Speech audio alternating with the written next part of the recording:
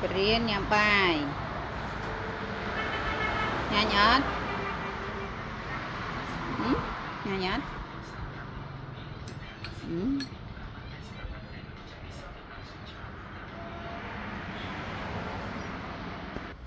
មកបរៀនខូចអត់ដឹងមុខដាក់ផាច់ឥឡូវលេងសូវចង់ហើយមកដល់បោះកាបូបចោលខោអាវចោលររឿងតែអញ្ចឹងត្រូវមិនក្រាស់ផាច់អញ្ចឹងមករៀនត្រៀមក្រោម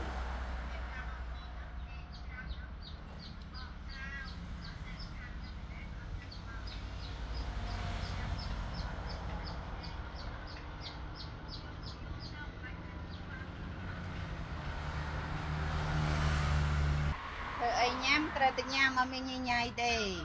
ចង់ឆាលីសឯណាលីសហ៎បងអូននេះលីសហ៎ចង់ឲ្យឆាលីសចូលចិត្តណា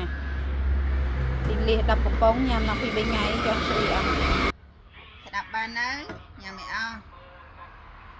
មិនឲ្យនៅសល់ទេ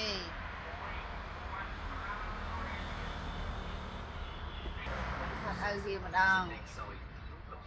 ហើយវានេះអត់មានការងារធ្វើទេដេកមើលទូរស័ព្ទវ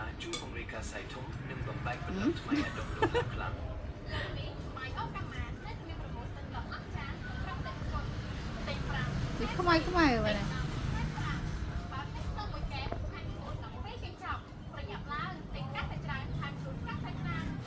ទេកាចាស់អស់ហើយនេះ